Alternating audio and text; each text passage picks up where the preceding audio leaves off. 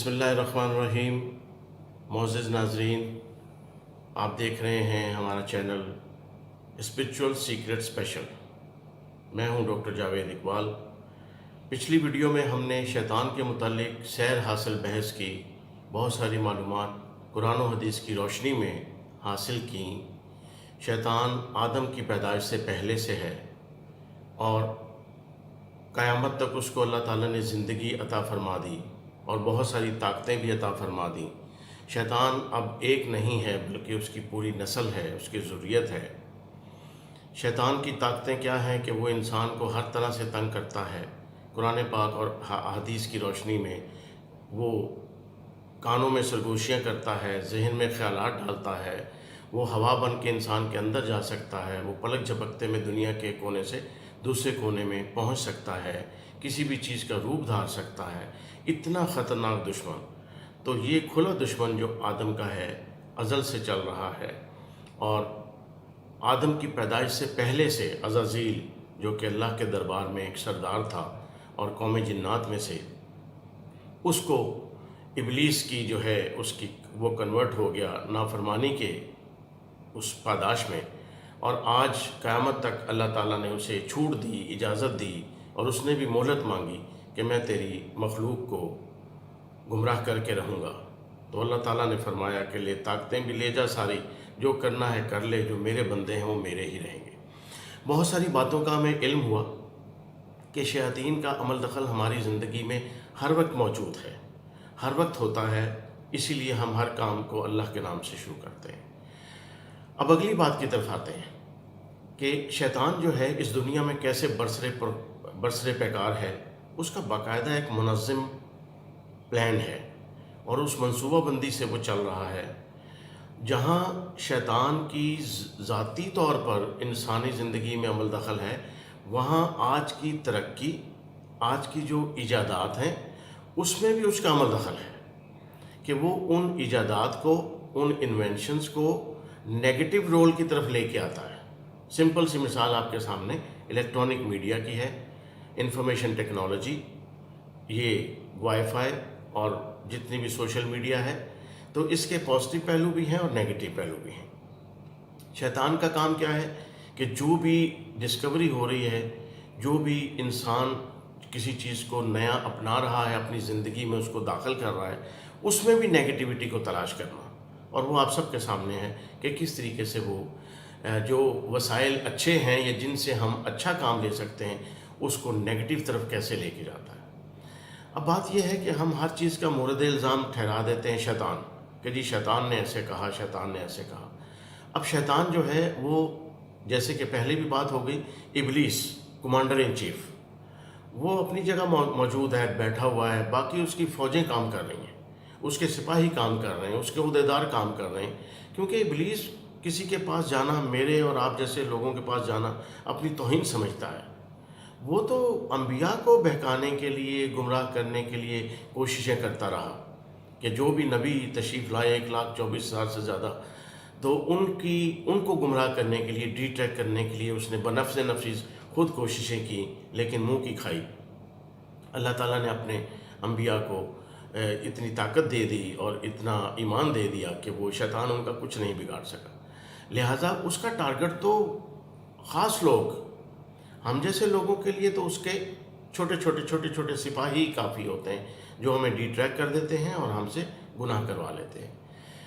ये भी प्रोसीजर हमने समझ लिया कि शैतान कानों में सरगोशियाँ भी करता है, दिल में ख्यालात भी पैदा करता है, ज़हन में भी ख्यालात पैदा करता है कि ये करो, डू इट।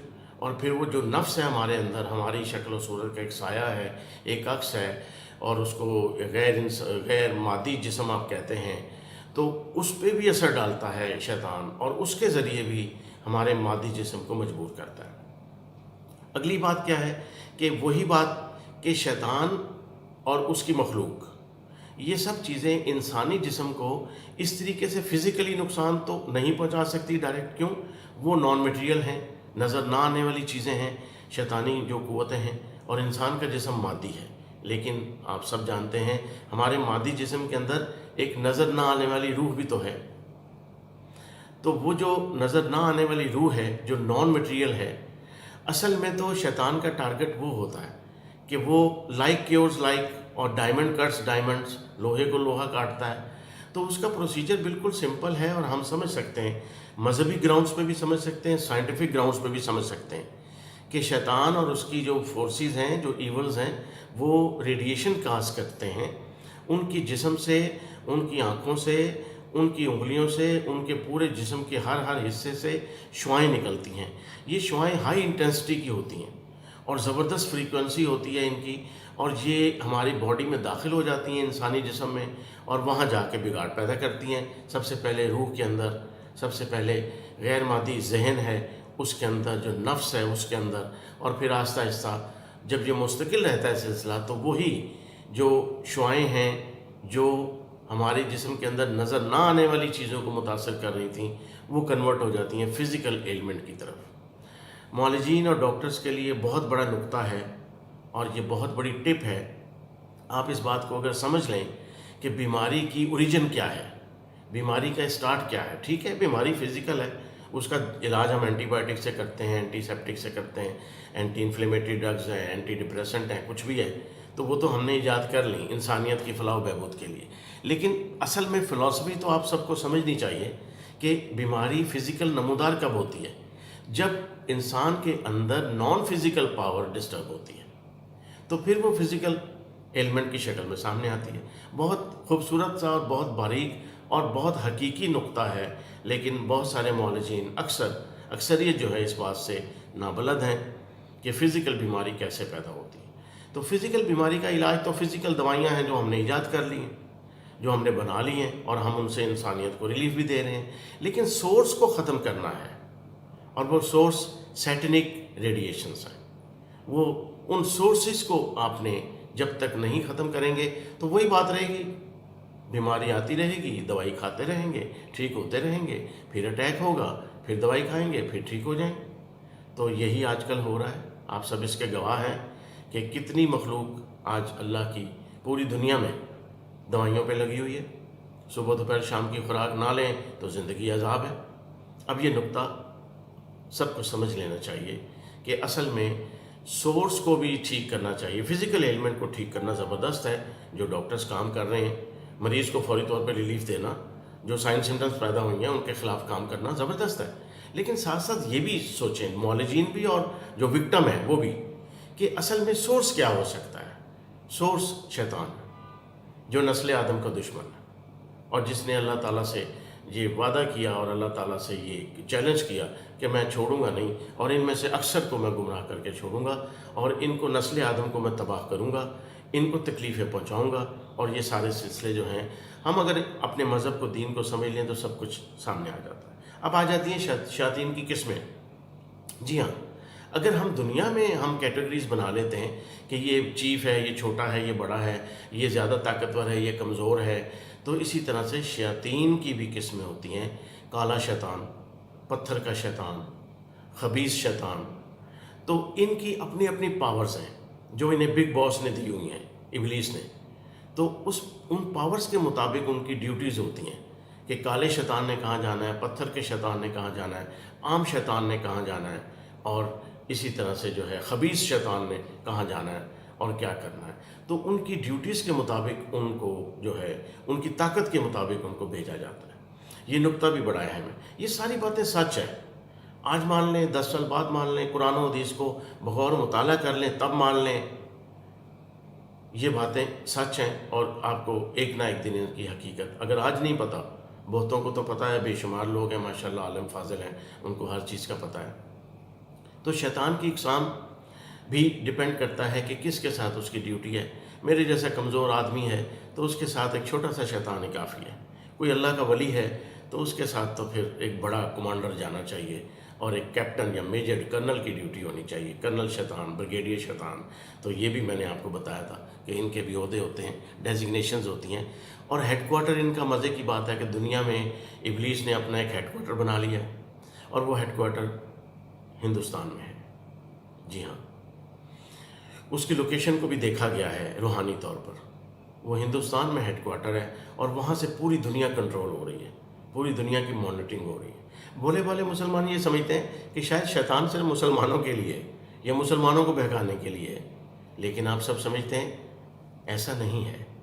جو لوگ پڑھے لکھے ہیں، اللہ تعالیٰ نے انہیں علم دیا ہے، بھئی شیطان تو عیسائیوں کو بھی بہکاتا ہے، ہندوؤں کو بھی، سکھوں کو بھی، مسلمانوں کو بھی، یہودیوں کو بھی. شیطان تو آدم کی اولاد، اور آدم کی اولاد میں ہی تو یہودی اور ہندو اور عیسائی اور مسلمان قومیں آئی ہیں نا. چھوٹے سے نقطے کی بات ہے، لیکن عام بھولے والے مسلمان یہاں یہی نالج نہیں رکھتے. وہ کہتے ہیں شاید شیطان صرف اسلام میں ہی ہے، یا اسلام. ارے بابا، ہر مذہب میں، ہر دین میں، ہر قوم کے لیے، ہر نبی اور اس کی امت کے لیے شیطان کو جو ہے چھٹی دی گئی کہ بھئی تم کر لو جو کرنا ہے. ہر مذہب سچا تھا اپنے اپنے دور میں، ہر نبی سچا تھا اپنے اپنے دور میں، ہر کتاب سچی تھی اب تحریف ہونے سے پہلے، امینڈمنٹ ہونے سے پہلے، اپنی اپنی جگہ پر. تو پھر مسلمانوں کو یہ ساری باتیں ہمیں جان لینی چاہیے کہ شیطان صرف میرے آپ کے لیے، کلمہ پڑھنے والوں کے لیے نہیں ہے، وہ انگریزوں کے لیے بھی ہے، ہندوؤں کے لیے، عیسائیوں کے لیے، اور سب کو وہ کوشش کر رہا ہے تکلیفیں دینے کی، سب کو ڈیٹریکٹ کرنے کی کوشش کر رہا ہے. کوئی قوم زیادہ ہو گئی، کوئی کم ہوئی، کسی نے زیادہ بچت کر لی، تو یہ ساری چیزیں بھی آپ کے سامنے ہیں، روزے روشن کی طرح یہ ساری چیزیں عیاں ہیں. ہم نے بات کی کہ شیطان ہر جگہ ہے، وہ ہر جگہ پہنچ سکتا ہے with the blinking of an eye. 1 second کے 1000ویں حصے میں دنیا کے ایک کونے سے دوسرے کونے میں پہنچ بھی سکتا ہے. اللہ تعالیٰ نے طاقتیں دی ہیں اسے. میں اور آپ کون ہوتے ہیں اس کو روکنے والے؟ کیسے روک سکتے ہیں؟ نہیں، ہم اسے نہیں روک سکتے، ہم صرف خود کو بچا سکتے ہیں. The point is this, how to save yourself, کہ ہم نے اپنے آپ کو کیسے بچانا ہے. شیطان کی طاقت کو ہم نہیں کچھ کر سکتے، اس کی طاقتیں اپنی جگہ پہ موجود رہیں گی، اور وہ قیامت تک کام کرتا رہے گا. قیامت تک اس کی یہ جاری رہے گی اسٹرگل، اور قیامت کے بعد اس کے ساتھ کیا ہونے والا ہے ہم نہیں جانتے. یہ اللہ تعالیٰ جانتے ہیں کہ قیامت کے بعد اس کا مستقبل کیا ہوگا، اور کیا اس کی زندگی ہوگی نہیں ہوگی، کیا اس کا انجام ہوگا، وہ آپ علیحدہ رکھ دیں، اس میں ہمارا کوئی نالج نہیں ہے. تو شیطان جو ہے کہاں کہاں ہوتا ہے. اب یہ بات تو سب کے سامنے. دیکھیں، عام مسلمان بڑا جذباتی ہوتا ہے. پہلے بھی بات ہوئی، عام مسلمان، میرے آپ جیسا مسلمان بڑا جذباتی ہوتا ہے. اس کو کہیں کہ بھئی تیرے گھر میں شیطان ہوگا، تو میرے گھر میں شیطان کیسے ہو سکتا ہے؟ میرے گھر میں تو قرآن پاک پڑھا ہوا ہے، میرے گھر میں تو 4 قرآن پڑھے ہوئے ہیں. تو یہ بات عالم جانتے ہیں، اور آپ لوگ بھی جو سمجھدار ہیں وہ جانتے ہیں کہ قرآن پاک پڑھا ہو گھر میں شیلف میں، وہ کسی شیطان کو بھگا نہیں سکتا. قرآن تو طاق میں رکھنے کی کتاب نہیں ہے، گوٹا کناری میں سجا کے ڈسپلے کرنے کی. یا یہ نہیں ہے کہ اس کی شعائیں سے، اس کی برکت سے ہی شیطان نہیں آئیں گے. جی نہیں، ہر گھر میں شیطان ہے، ہر گھر میں قرآن بھی ہے. تو بچہ کیسے جا سکتا ہے؟ اس قرآن پاک کو کھول کر، اور اس کو پڑھ کے، اور اس کو سمجھ کے، اور اس پہ عمل کر کے. اب شیطان بھاگے گا وہاں سے. بھگایا قرآن نہیں ہے، لیکن آپ یہ تو دیکھیں کہ آپ سمجھتے بند قرآن پڑھا ہے اور شیطان بھاگ جائے گا، یا جادو اثر نہیں کرے گا. ارے نہیں، وہ پوری امپلیمنٹیشن کریں گے تو پھر وہی قرآن انشاءاللہ ہماری حفاظت فرمانے والا، اور اسی سے ہم گائیڈنس لیتے ہیں، رہنمائی لیتے ہیں. بہت چھوٹی سی بات ہے، لیکن اسی بات پہ آدھی سے زیادہ مخلوق تو ڈی ٹریک ہو چکی ہے. ان کا بلیف ہی کچھ اور ہے. اگلی بات، مسلمان کتنے جذباتی ہیں. میں نے کسی کو کہا محفل میں کہ میں نے مسجد میں شیطان دیکھا. تو وہ کیا ہوا آپ سمجھ سکتے ہیں، مجھے کیا کیا سننا پڑا. جو کچھ ان کی زبان پہ آیا وہ انہوں نے مجھے کہا کہ تمہارا دماغ خراب ہے، تم اعمیٰ کو مسجد میں شیطان، اللہ کا گھر، اللہ کے گھر میں شیطان کا کیا کام. میں نے کہا میرے پاس ثبوت ہے، میری بات کا یقین نہ کریں. جی ہاں، میرے پاس ثبوت ہے کہ مسجد میں بھی شیطان ہوتا ہے. جی آپ کو تو پتہ ہے ثبوت؟ نہیں پتہ؟ تو چلیں، جن کو نہیں پتہ ان کے لیے حاضر ہے. مسجد میں بھی شیطان ہوتا ہے. کبھی مسجد میں کوئی واقعہ سنا زیادتی کا؟ جی. مدرسے میں سنا؟ حجروں میں سنا؟ گرجا گھر میں سنا کہ کوئی بدفعلی اور بد زیادتی اس طرح سے ہوئی ہو؟ اور مندر میں سنا؟ یقیناً آپ کیسے نہ کر سکتے ہیں. جتنے واقعات آپ نے سنے یا وہ رپورٹ ہوئے، اس سے سینکڑوں گنا زیادہ واقعات ہیں، ہیپننگز ہیں، انسیڈنٹس ہیں. رپورٹ تو 100 میں سے 10، بہت مشکل سے 100 میں سے 10 رپورٹ ہوتے ہیں. 90 تو رپورٹ ہی نہیں ہوتے. یہ وہی کام ہے جیسے آج کل ریپ کا چل رہا ہے کہ جی کتنے رپورٹ ہوتے ہیں, بہت کم رپورٹ ہوتے ہیں, نہ ہونے کے برابر. کیوں؟ ہر بندے کو اپنی عزت اور معاشرے میں اپنا رہنا ہے, تو وہ ایک زیادتی ہو گئی اس پہ پھر. اور یہ ہمارا سسٹم ایسا ہے کہ اس وکٹم کو اور زیادہ ذلیل و خوار کیا جاتا ہے جب وہ ڈسکلوز کرتا ہے یا جب اس کو وہ رپورٹ کرتا ہے. تو مسجدوں میں کیا کیا نہیں ہوتا یا کیا کیا نہیں ہوا, میری بات نہ مانیے, ہسٹری اٹھا لیجیے. مندروں میں کیا ہوتا یا ہوتا رہا یا ہوتا ہے, اور گرجوں میں کیا ہوتا ہے, مذہبی درسگاہوں میں کیا ہوتا ہے, یہ مدرسوں میں کیا ہوتا ہے, ہر جگہ نہیں. لیکن بات پھر وہی ہے, سوال ہمارا صرف یہ تھا کیا شیطان مسجد میں ہوتا ہے؟ جی ہاں, اور اس کا ثبوت, اس کی دلیل, اس کا آپ کو بات بتائی جا رہی ہے, ریئلٹی, گراؤنڈ ریئلٹی, کہ یہ جو واقعات ہوتے ہیں کون کرواتا ہے؟ جی شیطان آ گیا تھا. مولوی صاحب فرماتے ہیں جی شیطان آ گیا تھا تو میں نے یہ کر گزرا. تو شیطان مدرسے میں آیا نا, مسجد میں آیا نا, حجرے میں آیا نا. کتنے کلام پاک تھے وہاں پر, 5 ٹائم اذان دی جاتی تھی, 5 وقت نماز پڑھی جاتی تھی اور پڑھی جاتی ہے. تو وہاں بھی شیطان. تو بھولے بھالے مسلمانوں کے لیے یہ آگاہی کی بات ہے کہ شیطان کی کوئی ریسٹرکشن نہیں ہے کہ وہ کہیں جائے گا, مسجد میں نہیں جا سکتا, مندر میں نہیں جا سکتا. بھئی مسجد اور مندروں میں ہم جیسے انسان ہوں گے, ہم جیسے مسلمان ہوں گے, ہم جیسے کوئی دینی دوسرے مذاہب کے لوگ ہوں گے جو آج کل ہیں, تو پھر شیطان کے راستے تو کھلے ہیں. وہ تو کوئی اور مسجد ہے, وہ تو کوئی اور مولوی ہے. اور اس بات کو بھی چھوڑ دیں, یہ تو ثبوت آپ کو سب کو سمجھ میں آ گیا, بلکہ آپ سب جانتے ہیں, اس کے گواہ ہیں. میری بات نہ مانیے, خود اپنا نالج دیکھ لیجئے, لینڈ گراؤنڈ ریئلٹیز دیکھ لیجئے. اگلی بات, منبر رسول پہ جو بیٹھا ہوا مولوی خطیب, اس کے پیچھے میں نے شیطان دیکھا.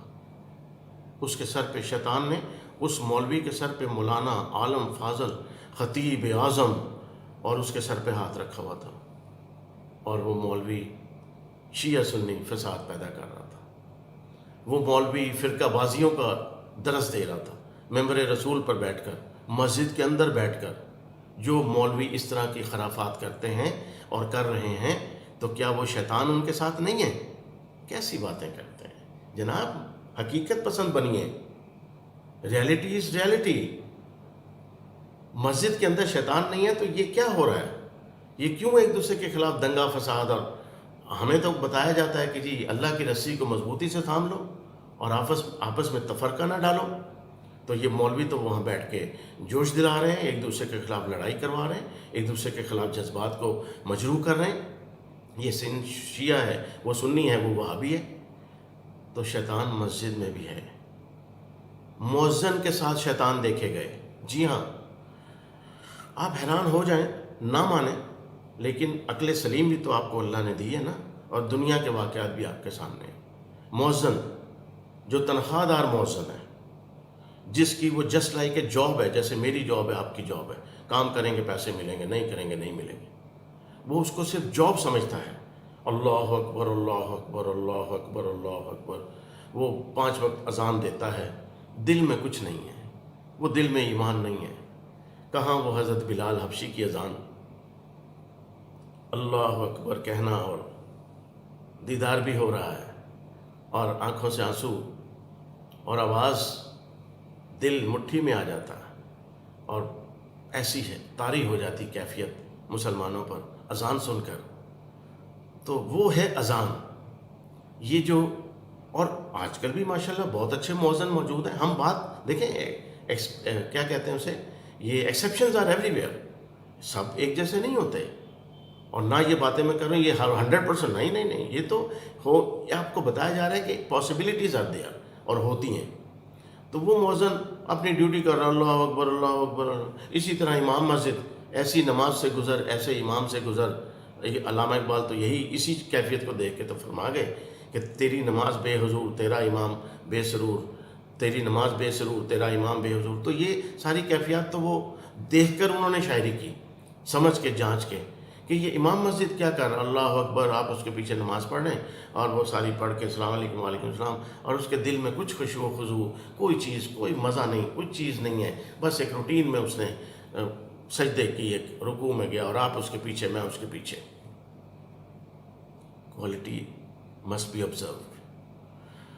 دین ہوتا ہی کوالٹی سے ہے, دین ہوتا ہی ایمان کی شدت سے ہے. تو مؤذن اذان دے رہا ہے تو شیطان اس کے پیچھے ہے, ہاتھ رکھا ہوا ہے, اور کہ بھئی بولتا جا, لیکن اس طریقے سے نہ بولنا ایمان کی شدت سے. اور نماز پڑھانے والے کے پیچھے بھی, اور اسی طرح سے جو تبلیغ کر رہا ہے بیٹھا ہوا مسجد میں, اس کے پیچھے بھی اس کا دماغ میں اس نے انگلی ڈالی ہوئی ہے. اور وہ اب ایسی باتوں پہ ہم لوگ ہنستے ہیں کہ جی شیطان کیسے بول سکتا ہے, شیطان نے کیسے انٹرویو دیا, شیطان. تو بھائی قرآن پاک تو آپ کو ہر چیز کھول کھول کے بتا رہا ہے کہ یہ پرندے صبح کے وقت کیا کرتے ہیں, یہ چہچہاتے ہیں, نہیں یہ تو اللہ کی تسبیح کرتے ہیں. تو میں کہہ رہا ہوں کیا؟ نعوذ باللہ. اللہ تعالیٰ فرما رہے ہیں, قرآن و حدیث کو سمجھیں تو صحیح. یہ پہاڑ سجدہ کر رہے ہیں تو کیا پہاڑ سجدہ کر سکتا ہے؟ عقل مانتی ہے؟ نہیں. لیکن کیا نعوذ باللہ قرآن پاک میں تو لکھا ہوا ہے, وہاں تو موجود ہے. دنیا کی ہر شے اللہ کی عبادت کرتی ہے, ہر شے. چونٹی, آپ نے بے شمار واقعات پڑھے, قرآن پاک پڑھ لیں. چونٹی نے کیا کہا, چونٹی نے کتنے واقعات موجود ہیں قصص الانبیاء میں, نبیوں کی جتنی ساری پڑھیں آپ, وہاں کیا کیا ہوتا رہا. کیا جانور باتیں کرتے ہیں؟ نہیں کرتے تھے. اللہ اکبر. آج ہم صرف اتنی سی بات پہ ہی ٹھٹھا کرتے ہیں کہ اچھا شیطان بھی بولتا ہے, اچھا شیطان کو بھی آپ نے سنا, شیطان بھی کوئی بات کر سکتا ہے. بھائی اللہ کے بندے جو ہیں ان کو لیے وہ شیطان کو سنتے بھی ہیں, شیطان کو دیکھتے بھی ہیں, اس سے باتیں بھی کرتے ہیں. میں کئی دفعہ ایسی محفلوں میں موجود رہا جہاں شیاطین سے بات چیت ہو رہی تھی, گفتگو ہو رہی تھی. کیونکہ شیطان بھی تو ہر وقت وہ یہ نہیں ہے کہ بندوقیں کسی ہوئی ہیں, کبھی کبھی وہ انجوائے بھی کرتا ہے, کبھی کبھی وہ ٹیبل ٹاک بھی کرتا ہے, اور وہ اپنے کارنامے بڑی وڈیائی کے ساتھ سناتا بھی ہے کہ میں نے ایسے کیا, میں ایسے کر سکتا ہوں. تو محفل تھی روحانی, اس میں اللہ کے بندے بیٹھے تھے, شیطان سے باتیں کر رہے تھے. بھئی کیا کرتے ہو, یہ کیسے کرتے ہو, یہ تم نے کیا ایسے کر دیا, یہ بندے نے خودکشی کر لی, تو خودکشی تو موت حرام ہے, یہ کس نے کروائی, یہ تم نے کروائی, شیطانی کام ہے. تو شیطان نے کہا کہ دیکھیں میں نے تو اسے چھوا بھی نہیں, سچی بات بتاؤں, اس نے کہا کہ میں نے تو اسے چھوا بھی نہیں, نہ میں نے اسے چھت پہ سے دھکا دیا ہے, کچھ نہیں کیا, اللہ گواہ ہے میں نے نہیں کیا, میں نے تو صرف دل میں خیال پیدا کیا ہے, دیٹس آل. میں نے تو اس کے ذہن میں یہ خیال پیدا کیا کہ اتنی تکلیفیں تجھیں, اتنی پریشانیاں, اتنی مصیبتیں, اتنی تیرے ساتھ زیادتی ہو رہی ہے, اس زندگی سے موت اچھی ہے, مر جا مر جا مر جا. میں نے تو اس کے اندر خیالات پھونکے اس کے ذہن میں, مر جا مر جا مر جا, اس زندگی سے موت اچھی ہے, خودکشی کر لے. میں نے اس کو چھوا تک نہیں ہے. یہ جو چھت سے گرا ہے, چھلانگ لگائی ہے, اس نے خود لگائی ہے. یہ جو اس نے خود کن پٹی پہ, یہ میں نے اس میں چھوا بھی نہیں ہے, یہ اس کا اپنا ہاتھ تھا. یہ جو اس نے خود کو چھری مار لی, یہ اس کا اپنا ہاتھ تھا, میں نے تو ٹچ بھی نہیں کیا اسے. اور حقیقت یہی ہے, جی ہاں ناظرین, حقیقت یہی ہے. شیطان ہمارا ہاتھ پکڑ کے گناہ نہیں کرواتا ہے, نیور. نہ ہمیں چھوتا ہے, نہ ہمیں ہاتھ پکڑ کے گناہ کرواتا ہے. وہ تو بس شعائیں ہیں, ریڈیشنز ہیں, اس کے خیالات ہیں, نیگیٹیوٹی ہے جو ہمارے ذہن میں آتی ہے, ہمارے نفس میں آتی ہے, اور ہم بار بار کی جب پیچھے سے ریپیٹیشن آتی ہے کہ کرو کرو کرو, کر لو, یہ کر لو, کچھ نہیں ہوتا, تو ہم وہ کام فزیکلی کر بیٹھتے ہیں. تو شیطان نے کیا عجیب سی عجیب سی بات بتائی, ہمیں ہنسی بھی آئی. اس نے کہا قیامت کے دن میں تو علیحدہ ہو جاؤں گا, میں تو اللہ تعالیٰ تو جانتے ہیں ہر چیز, وہ تو دیکھ رہے ہیں, سمیع و بصیر ہے. تو میں تو کہوں گا یا اللہ, یہ جب اس کا سر ٹکرایا زمین سے, چھت سے یہ گرا, نہ تو میں نے چھت سے اسے دھکا دیا, اور نہ جب اس کی موت ہوئی زمین پہ ٹکرانے سے, تو اس وقت بھی میں نہیں تھا, میں تو اس کے ساتھ نہیں تھا. بات سوچنے کی ہے. تو جو لوگ اتنے بے یار و مددگار ہو جاتے ہیں, وہ کہتے ہیں جی شیطان نے ہم سے کروا دیا, شیطان نے. تو یہیں پہ تو اللہ تعالیٰ کا پیغام ہے کہ شیطان تو پوری کوشش کرے گا تمہیں وسوسے ڈالنے کی, خیالات پیدا کرنے کی, لیکن تم نے ایمان پہ قائم رہنا ہے, تم نے اللہ سے مدد مانگنی ہے, تم نے کوئی ایسا کام نہیں کرنا جس کے لیے منع کیا گیا ہے. حضور صلی اللہ علیہ وسلم نے منع فرمایا, انبیاء نے منع فرمایا, وہ کام نہیں کرنا, اللہ تعالیٰ نے منع فرمایا. تو شیطان کہاں نہیں ہے. اب اس سے زیادہ تو بات نہیں ہو سکتی. گرجا، مندر، مسجد، گردوارہ، ہر جگہ کے واقعات، کیا ضرورت ہے پھر ہمیں بحث کرنے کی اور اپنی وہ معصومانہ مسلمانیت جتانے کی کہ جی اللہ کا گھر ہے. بھئی اللہ کا گھر ہے تو اس کو اللہ کا گھر بناؤ نا، اور اس میں آنے جانے والے لوگ بھی تو اللہ کے بندے ہوں نا. تو بات بہت معمولی ہوتی، ہر بات بہت چھوٹی چھوٹی ہے، لیکن ہیل آف ڈفرنس. میں اور آپ کتنے نیک ہیں، کتنے ہم یہ سوشل میڈیا پہ معزز بنے پھرتے ہیں. میں اور آپ کیا کرتے ہیں؟ حدیثیں شیئر کر رہے ہیں، قرآن پاک کی آیات شیئر کر رہے ہیں، احادیث شیئر کر رہے ہیں. فرمایا نبی کریم صلی اللہ علیہ وسلم نے جو سونے سے پہلے یہ عمل کر کے سو جائے ساری رات فرشتے اس کے لیے دعا کرتے ہیں. فرمایا نبی کریم صلی اللہ علیہ وسلم نے جو سونے سے پہلے یہ سورت اتنی دفعہ پڑھ لے، یہ کلمہ پڑھ لے، یہ اس طرح سے عبادت کر کے سو جائے تو ساری رات اس کو حج کا ثواب ملتا ہے اور ساری رات فرشتے اس کی حفاظت کرتے ہیں. صدقہ یا رسول اللہ صلی اللہ علیہ وآلہ وسلم. جو فرمایا نبی کریم صلی اللہ علیہ وسلم نے سچ فرمایا، لیکن کس کے لیے فرمایا یہ تو ہم بھول ہی گئے. یہ کس کے لیے فرمایا؟ یہ کیا میرے لیے فرمایا کہ جو رات کو 3 سورتیں پڑھ کے اور یہ سمجھے کہ ساری رات فرشتے میرے لیے دعا کریں گے اور صبح اٹھ کے شیطانی کرے، سارا دن اپنے رویے نہ بدلے، لوگوں کے حق کھائے، بدتمیزی کرے، بد اخلاقی کرے، گناہ کرتا جائے اور سونے سے پہلے حدیث سامنے آ جائے اور وہ شیئر بھی کرے فیس بک پہ، سوشل میڈیا پہ، انسٹا، ہر جگہ کہ جناب آپ لوگوں اور سننے والے میرے سارے دوست بھی متاثر ہو.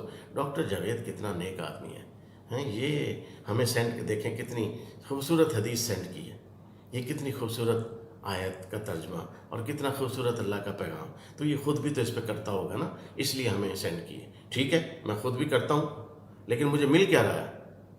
بھئی وہ کس کے لیے ہیں؟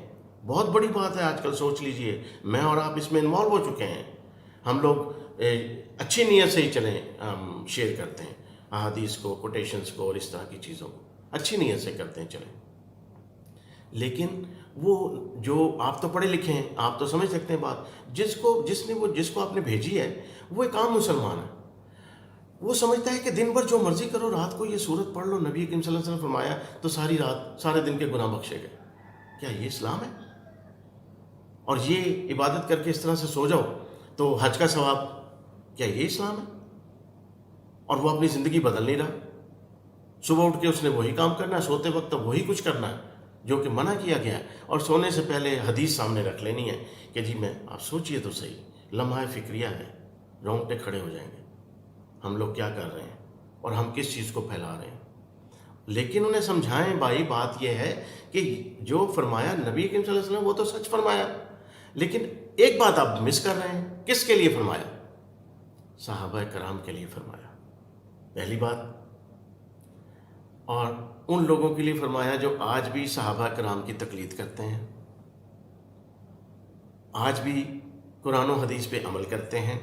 ان کے لیے سچ فرمایا، 101% سچ، کہ یہ آیت پڑھو، یہ سورہ پڑھو، یہ رات کو اس طرح سے عمل کر کے سو جایا کرو، یہ دعا کر کے ساری رات تمہاری حفاظت بھی ہوگی، فرشتے بھی تمہارے لیے دعا کریں گے، خیر و برکت بھی ہوگی، اور جناب حج کا ثواب بھی ملے گا، سب کچھ ہوگا. لیکن کس کے لیے؟ اس دور میں اپنے فالورز کے لیے، صحابہ کرام کے لیے، اور آج کے دور میں ان لوگوں کے لیے جو صحابہ کرام کے کیا فالورز ہیں اور نبی کریم صلی اللہ علیہ وسلم کی سنت اور احادیث پہ عمل کرنے والے ہیں، ان کے لیے ہے. ارے یہ بات سوچئے، بات آپ سمجھ گئے ہیں. بہت سارے لوگوں کو، آپ چونکہ سارے میرے عالم فاضل لوگ ہیں، دوست ہیں، بہت سارے لوگوں کو تو پہلے سے پتہ ہے، لیکن یہ ان مسلمانوں کے لیے ہے جن کو میرے جیسا بندہ جو اگر کچھ سمجھتا ہے تو وہ حدیثیں شیئر کر کر کے بھیج رہا ہے. تو ساتھ یہ کیوں نہ کہے کہ میاں یہ حدیث کا جو فائدہ بتایا گیا ہے، یہ جو اس کی برکت بتائی گئی ہے، یہ اس صورت میں ہے کہ صبح اٹھ کے بندے کا پتر بھی بننا ہے، صبح اٹھ کے احکام الہی پہ بھی چلنا ہے، کسی کو تکلیف نہیں دینی، حقوق العباد بھی پورے کرنے ہیں، جھوٹ نہیں بولنا ہے، دغا بازی نہیں کرنی، خرافات نہیں کرنی، تو پھر تو ساری رات اور سارا دن تیرا نیکیاں ہی نیکیاں ہیں۔ دیکھیں ناظرین کتنا باریک سا پوائنٹ ہے، لیکن یقین کر لیجئے، سروے کر لیں، آدھے سے زیادہ مسلمان اس پوائنٹ کو سمجھتے ہی نہیں ہیں، اور وہ صرف اپنے ایمان اور اپنے محبت اور عقیدت اور نبی کریم صلی اللہ علیہ وسلم سے عقیدت جو کہ سب کی ہونی چاہیے، اس میں اس چیز کو، اس کے دوسرے پہلو کو سمجھ ہی نہیں رہے ہیں۔ وہ کہہ رہے ہیں کہ جو نبی کریم صلی اللہ علیہ وسلم سے فرمایا ٹھیک ہے، وہ تو ہم بھی مان رہے ہیں، لیکن کس کے لیے فرمایا آپ سب جانتے ہیں۔ میں اگر سارا دن اپنی زندگی نہیں بدلوں گا تو سوتے وقت کچھ بھی کر لوں، قرآن پاک پڑھ کے سو جاؤں، کیا ہونے لگا ہے؟ کچھ ہوگا؟ اگر آپ کا ایسا کوئی خیال ہے تو پھر آپ کو اپنا علم ریوائیو کرنا چاہیے، آپ کو اپنی سم چینج کرنی چاہیے، آپ کو اپنی جو مائنڈ ہے اس کو اپڈیٹ کرنا چاہیے، اور قرآن و حدیث کو ترجمے سے تفسیر سے پڑھنا چاہیے۔ پھر آپ کو ہر بات سچی لگے گی، اور ہر بات پہ آپ سمجھیں گے کہ واقعی یہ ہم تو گمراہ ہو گئے، ہم تو غلط راستے پہ چل رہے ہیں۔ تو یہ چھوٹی چھوٹی چیزیں ہیں جو آج ہم، اور جب ہم کوئی بات کرتا ہے کہتے ہیں شیطان تو ٹھیک ہے جی، شیطان کیا ہے، کچھ بھی نہیں ہے، ہر کام تو شیطان کا عمل دخل انسانی زندگیوں میں ہر وقت ہر جگہ موجود ہے، اور ہمیں اس سے بچنے کے طریقے بھی بتا دیے گئے۔ ہمیں قرآن پاک، دعائیں، صدقہ خیرات، ہر چیز ہمیں بتا دی گئی کہ کس طریقے سے ہم خود کو محفوظ رکھ سکتے ہیں، دوسروں کے لیے بھی کچھ کر سکتے ہیں، جی ہاں، ان کے لیے بھی دعا کر سکتے ہیں۔ تو ناظرین بات صرف ہوتی ہے کہ ہم کسی چیز کی روح کی گہرائی تک پہنچیں، اور اسی طرح سے جیسے لوگ کہتے ہیں شراب حرام ہے، حلال ہے، اور آگ، دیکھیں کوئی بھی چیز دنیا کی اچھی بھی ہوتی ہے بری بھی ہوتی ہے، اس کے دونوں پہلو ہوتے ہیں نا۔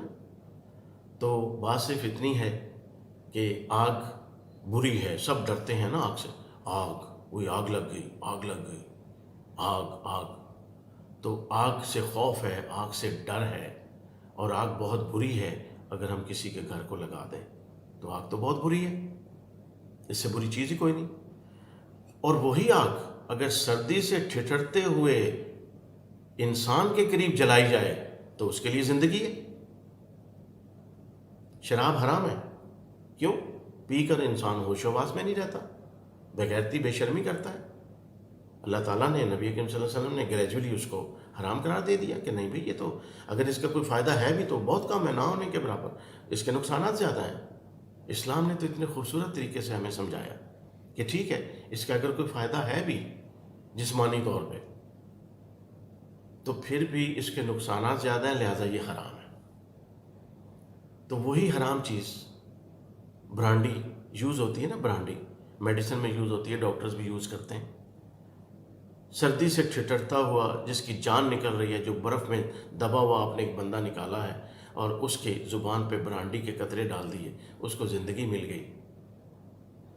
بات یہ ہے کوئی چیز اچھی یا بری اپنے لحاظ سے نہیں ہے، اس کا استعمال اسے اچھا یا برا بنا دیتا ہے۔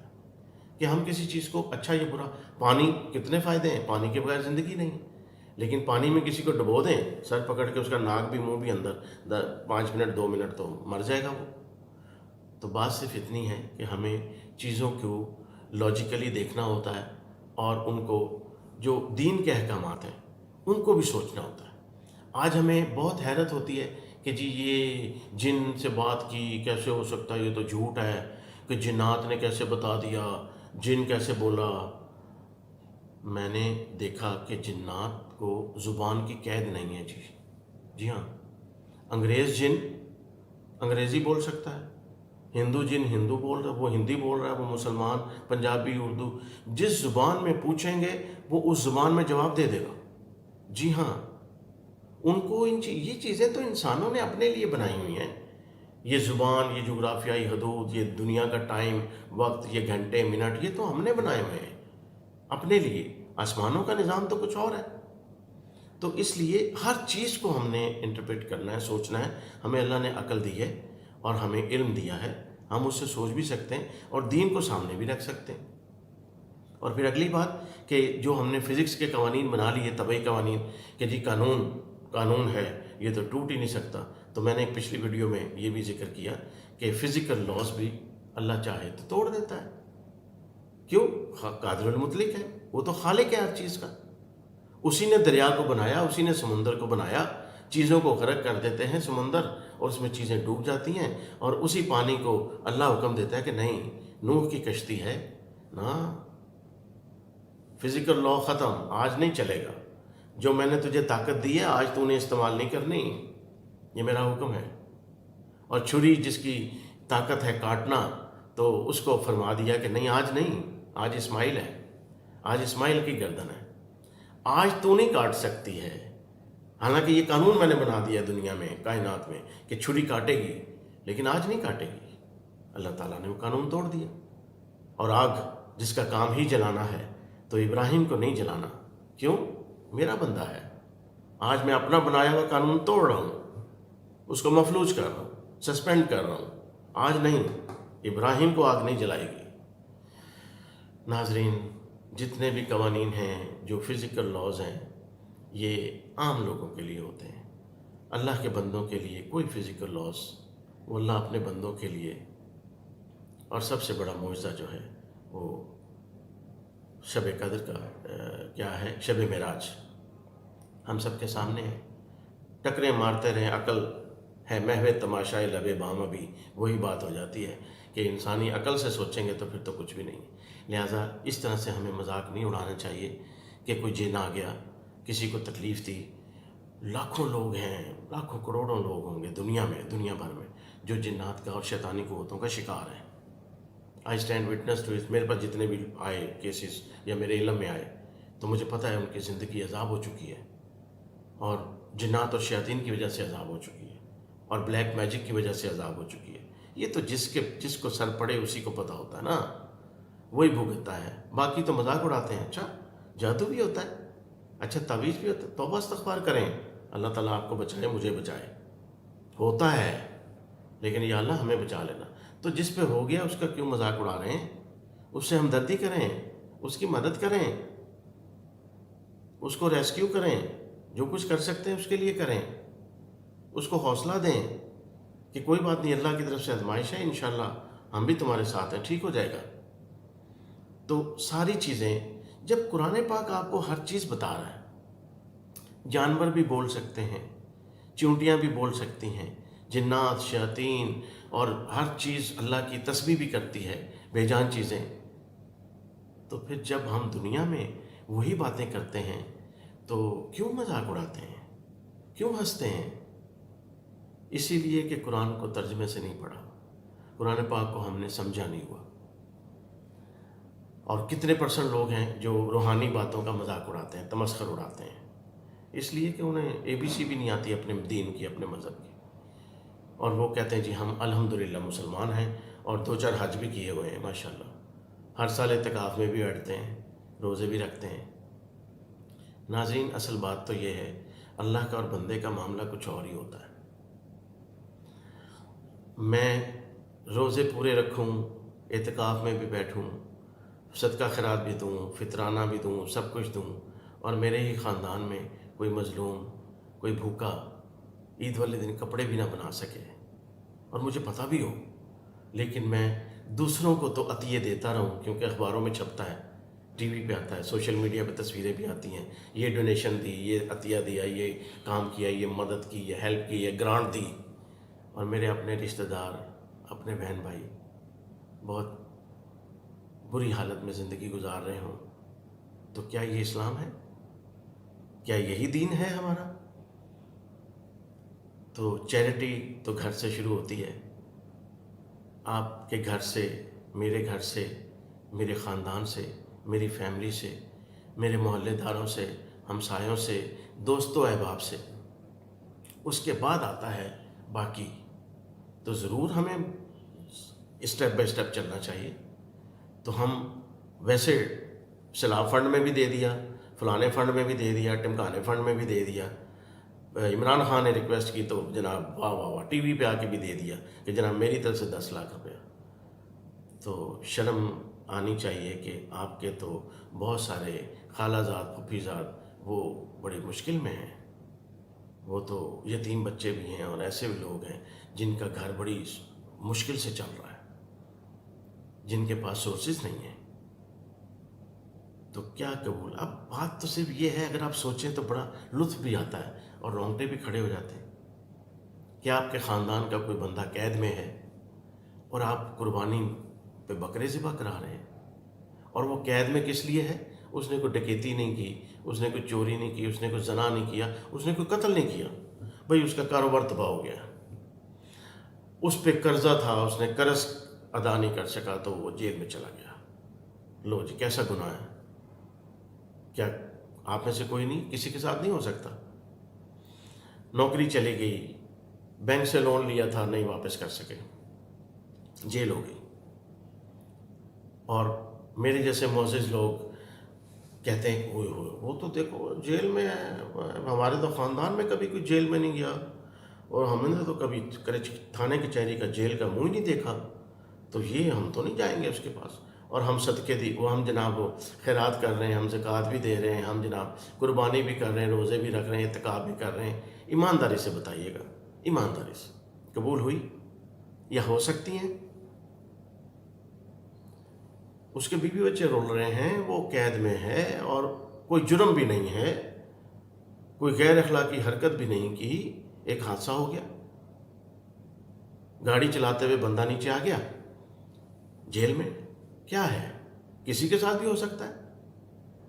تو آپ کو اس کی فکر نہیں ہے، اور ویڈی لینی ہے بڑی شاندار 5 لاکھ روپے کی، اور حج کرنے جانا ہے جی، عمرہ ہر سال کرتا ہوں جی، نماز، اور ہر سال میں روزے جناب اعتکاف اور عمرہ تو سعودی عرب میں ہوتا ہے جی۔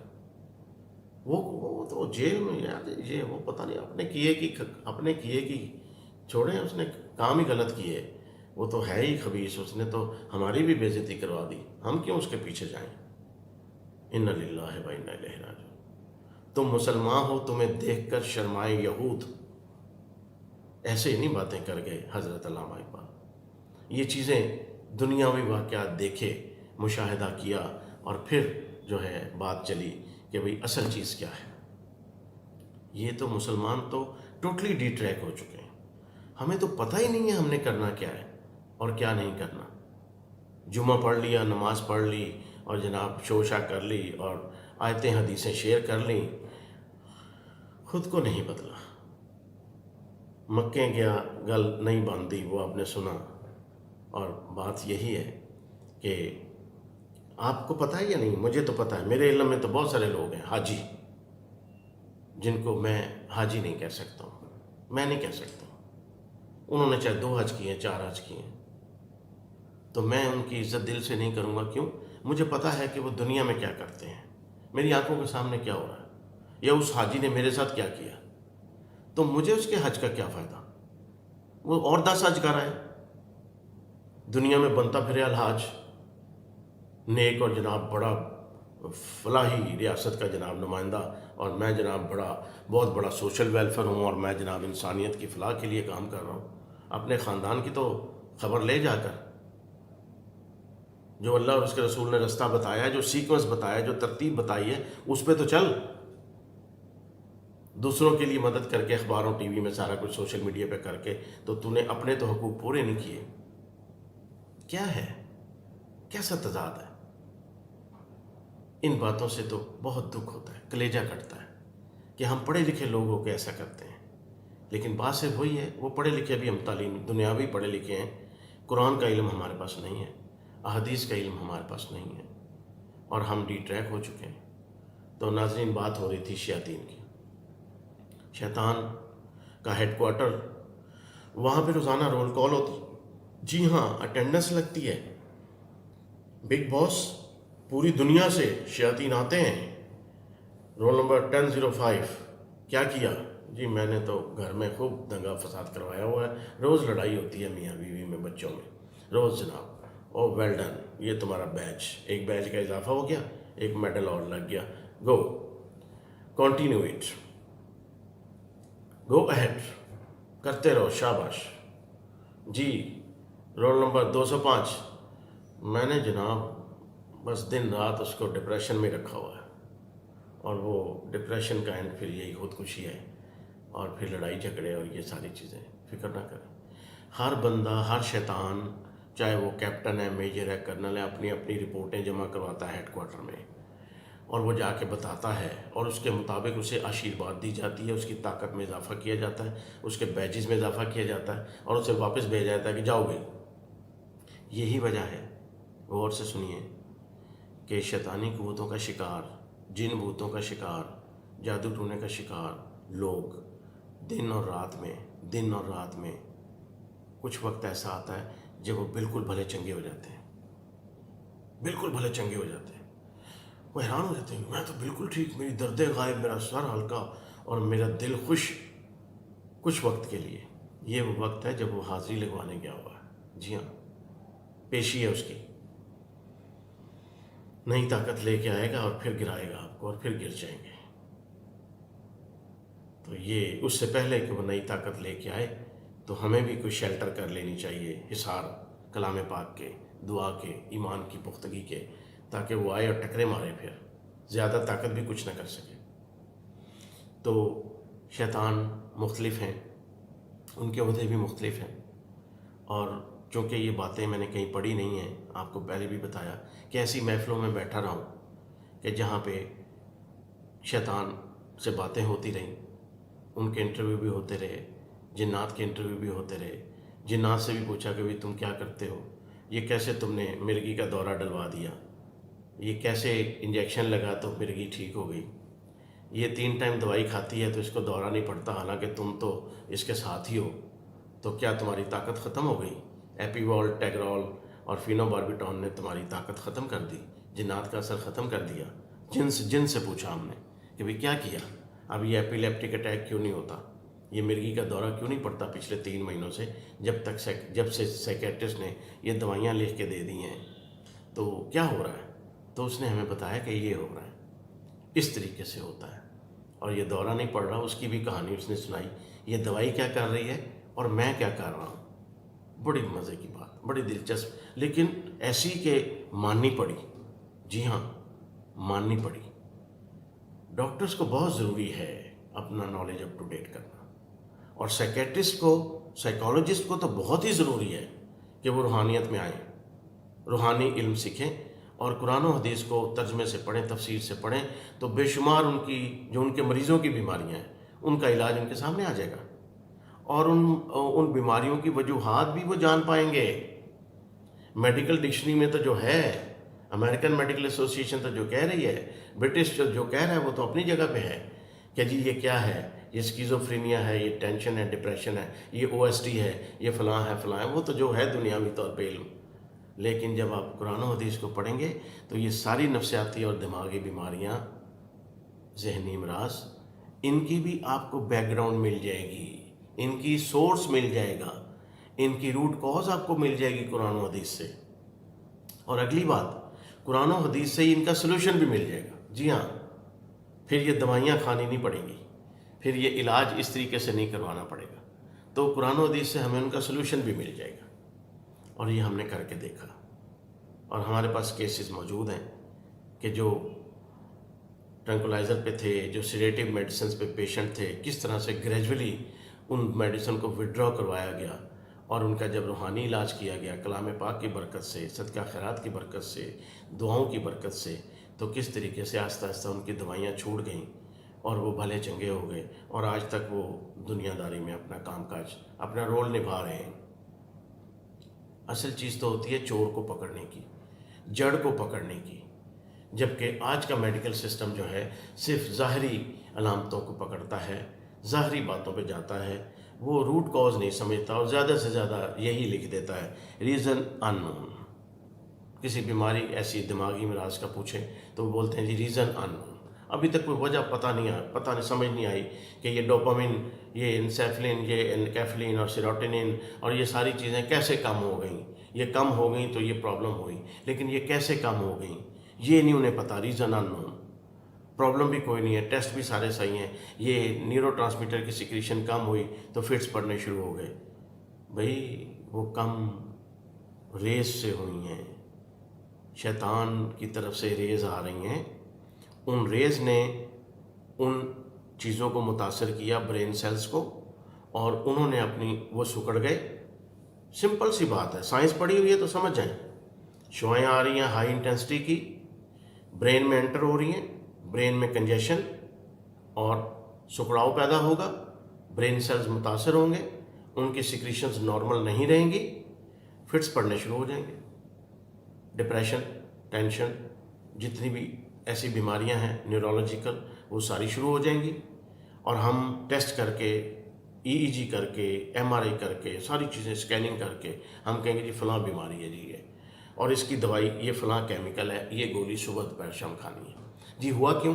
جی فلانا جو نیورو ٹرانسمیٹر ہے نا وہ کم ہو گیا۔ جی کیوں کم ہو گیا؟ یہ تو نہیں پتا، ریزن اننون۔ تو یہاں سے قرآن کی تعلیم شروع ہوتی ہے کہ ریزن اننون مسٹ بی نون۔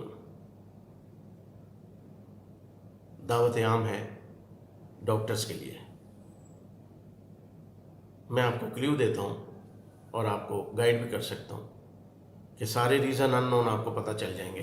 آج تک جو دماغی امراض میں آج تک جو میڈیکل سائنس نہیں معلوم کر سکی وہ قرآن و حدیث سے آپ کو ملے گا، انشاءاللہ انشاءاللہ ملے گا، اور آپ اس کو مانیں گے بھی۔ پھر آپ مریضوں کو وہ سکھائیں گے، مریضوں کو وہ تلقین کریں گے، وہ چیزیں سکھائیں گے، مریضوں کے لیے وہ کام کریں گے۔ تو پھر ابھی ڈاکٹر جاوید احمد صاحب ہیں، یہ سروسز ہاسپٹل میں، آپ نے سنا ہوگا، ان کی ویڈیوز بھی دیکھی ہوگی، زبردست۔ تو ہاسپٹل میں بیٹھ کر بھی دعا ہو رہی ہے، جی ہاں، اور وہ ڈاکٹر، میڈیکل ڈاکٹر اسپیشلسٹ جو ہے وہ سمجھتا ہے کہ روحانیت کیا ہے۔ وہ سمجھتا ہے کہ بیماری تو ٹھیک ہے جو ہو گئی، میں نے ڈرپ لگانی ہے، انجیکشن بھی دینا ہے، لیکن اس کو جڑ سے کیسے ختم کرنا ہے؟ تو پھر قرآن و حدیث کا سہارا لیا جاتا ہے، پھر کلام پاک کا سہارا لیا جاتا ہے، اور بے شمار سینکڑوں ہزاروں مریض ٹھیک ہوئے، شفا یاب ہوئے، اور یہاں تک کہ لوگ یہ بھی لوگوں کے زبان سے نکل گیا کہ ڈاکٹر جاوید جو ہیں سروسز ہاسپٹل میں، ان کے وارڈ میں تو اسرائیل نہیں آتا، ان کے مریضوں پہ اسرائیل نہیں آتا، ان کے وارڈ میں اسرائیل نہیں آتا، کیونکہ وہ ڈاکٹر صاحب کیا کرتے ہیں؟ وہ ساتھ کلام پاک سے علاج کرتے ہیں۔ اللہ اکبر، کاش سارے ڈاکٹرز ہی ایسے ہو جائیں اور یہ اپنی پھونپاں چھوڑ دیں، یہ اپنی شوشہ چھوڑ دیں، اور یہ اپنی غرور تکبر سے نیچے آ جائیں۔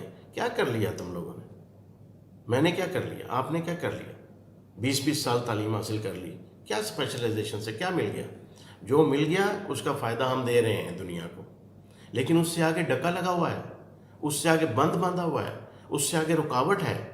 ارے اس کو بھی دور کریں تو پھر انسانیت کی فلاح و بہبود ہے، اور وہ کیسے دور ہوگی؟ وہ قرآن پاک کا علم حاصل کرنے سے ہوگی، وہ قرآن پاک کو سمجھنے سے ہوگی، اور اس پہ عمل کرنے سے ہوگی، میری بھی اور میرے مریضوں کی بھی۔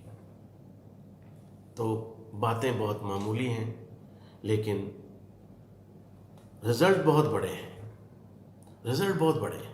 میرے پاس ایک مریض ہے ایپیلیپسی کا، مرگی کا، تو ہم ہر مریض کو، ہمارا تو کام ہے ہر مریض کو کہنا کہ بھی ٹھیک ہے تمہاری بیماری تو ہے، اس کے لیے ہم علاج کرتے ہیں، جو بھی ہیں چلیں، دوائی آپ کو دے دی، آپ کا کوئی ایکوپنکچر سے علاج ہو گیا، کوئی کپنگ سے، ہجامہ سے ہو گیا، کچھ ہو گیا، سب کچھ ٹھیک ہے، سب کچھ کرتے رہیں، لیکن اصل بات ہے جان کیسے چھڑانی ہے۔ تو ہم ہر مریض کو ٹپ دے دیتے ہیں کہ اگر مستقل ٹھیک ہونا چاہتے ہو تو یہ کرنا پڑے گا۔ جو لوگ مان لیتے ہیں اللہ تعالیٰ کی طرف سے ان کی بہتری بس لکھی ہوتی ہے، تو جو لوگ نہیں مانتے اللہ تعالیٰ کی طرف سے ان کی عقل پہ بھی پردہ پڑا ہوتا ہے، اور ان کی اپنی بھی بیچ میں عمل دخل ہوتا ہے، خباستوں کا، کم علمی کا اور بدگمانیوں کا، لہٰذا وہ نہیں مانتے، تو وہ پھر ساری زندگی مرتے دم تک وہ دوائیوں پہ ہی رہتے ہیں۔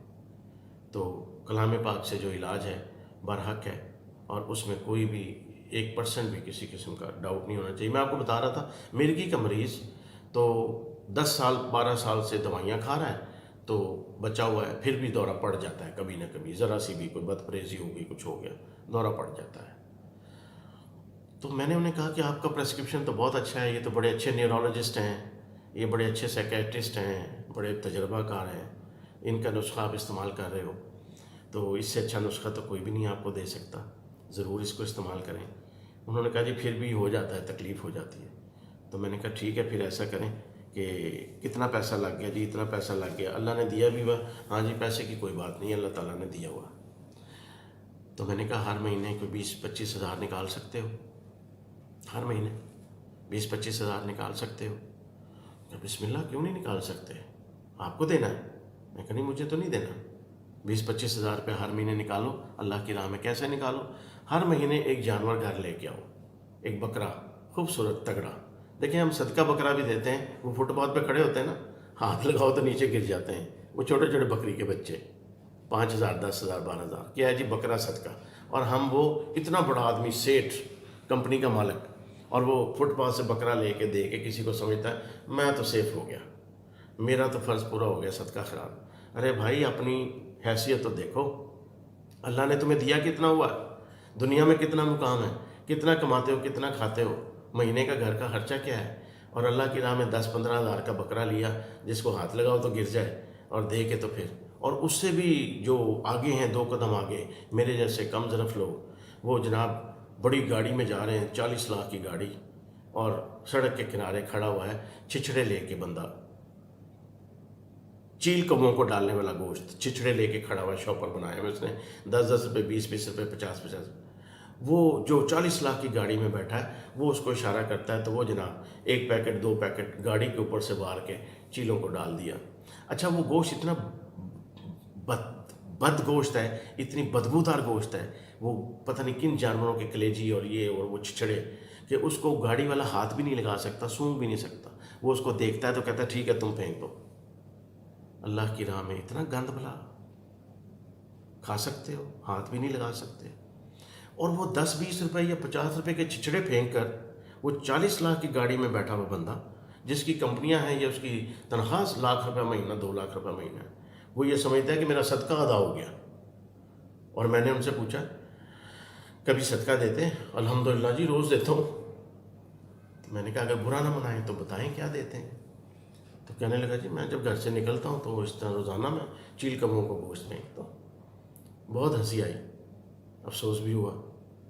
تو میں نے ان سے سارا جانتا تھا، میں نے کہا آپ کی انکم اتنی ہے، آپ کی حیثیت یہ ہے، تو یہ اللہ کے راہ پہ وہ چیز جو گندی ہے، جس سے بدبو آ رہی ہے، چلو جانوروں کو ہی ڈالنا ہے تو جانوروں کو اچھا گوشت بھی تو ڈالا جا سکتا ہے نا، جو تم گھر میں پکاتے ہو وہی قیمہ کرو اور جا کے چیلوں کو منہ کو ڈال دو. جب اللہ کی راہ میں دینا ہے، اپنے جسم کا صدقہ دینا ہے، تو گندی چیزیں دینے کا کیا فائدہ. تو یہ ہے مسلمانوں کی حالت. اور یہ ہم سب لوگ جو ہیں پتہ نہیں کس طریقے سے ہم خود کو مسلمان کہلاتے ہیں، ہمیں سمجھ سے باہر ہے یہ ساری چیزیں. لیکن اللہ تعالی ہم سب کو ہدایت نصیب فرمائے. اور کسی سے ضرورت نہیں ہے، آپ کو کسی کی ضرورت ہی نہیں ہے کہ ہم کچھ کسی کی شاگردی اختیار کریں، کچھ کریں. یہ کلام پاک ہمارے پاس موجود ہے، اس کو روز پڑھیں، روز سمجھیں، ایک آیت کو، ایک سورت کو بار بار پڑھیں، بار بار سمجھیں. ہر دفعہ ایک نیا مطلب، ہر دفعہ ایک نئے معنی، نئی تشریح، نیا کانسیپٹ ذہن میں آئے گا اور رونگٹے کھڑے ہو جائیں گے اور پتہ چلے گا کہ وہ نجات کس میں ہے، یہ جو کچھ میرے ساتھ ہو رہا ہے اس کا حل کیا ہے. ہر چیز کی جب ہمیں سمجھ آتی ہے تو ہمیں کیا ضرورت ہے پیری فقیری لوگوں کے پیچھے بھاگنا، تویز دھاگے کروانا، یہ ساری چیز ہمیں ضرورت نہیں ہے کسی چیز کی. ہر چیز تو ہمارے گھر میں موجود ہے، لیکن ہم نے اسے گوٹا کناری میں لپیٹ کے سبز رنگ کے غلاف میں اور بڑی عزت احترام کے ساتھ اوپر رکھا ہوا ہے کہ جناب بیک نہ ہو اور نیچے نہ ہو اور اوپر نہ ہو. اور اس کو کبھی کھولتے بھی ہیں تو بس الف لام میم ذالک الکتاب لا ریب فیہ ھدی للمتقین الذین یؤمنون بالغیب. کیا کہا اللہ نے؟ جی یہ تو نہیں پتہ، یہ اللہ کیا فرما رہے ہیں یہ تو نہیں پتہ. انا للہ و انا الیہ راجعون. اللہ حافظ.